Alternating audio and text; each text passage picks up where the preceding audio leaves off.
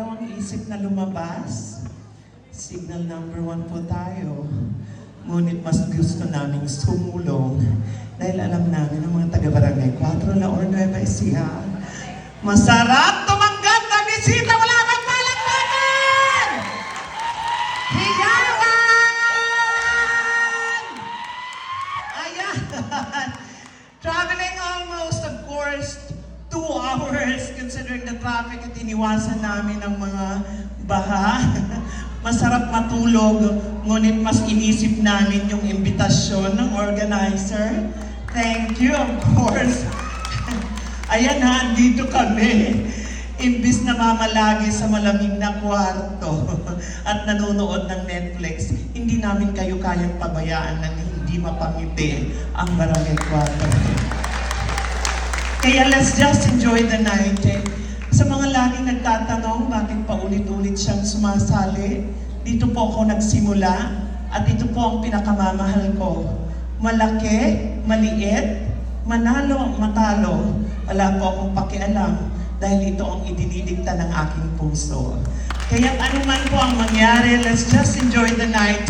I will continue to join beauty pageant regardless of my achievement or whatever I will achieve. Because remember, I'd like to reiterate and remember the younger generation of today, the meaning of beauty pageant. Dahil sa panahon ngayon, ang labanan sa social media, kung nakailang corona ka, akala mo'y kung sinong reyna na. That is why ang tunay na reyna, kailanman hindi nagbibilang kung ilang beses ka nang naputunan ng corona. Bagkus ang kapakumbabaan ng loob, ang pinakamahalagang bagay, magsisilbi mong legasiya, itaas o ibaba man ang entablado. Let's just enjoy the night. Let me stand by the name of your controversial vlogger, actress. Nagtatanong lagi, meron ba kayong lemon? Gusto ko na.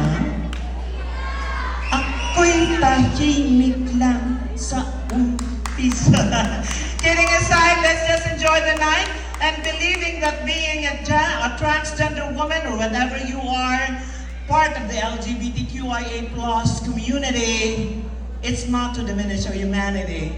Now is a varied life to embrace that everyone needs respect regardless of your status. Muli po, pinaalalahanan ng lahat, let's just enjoy.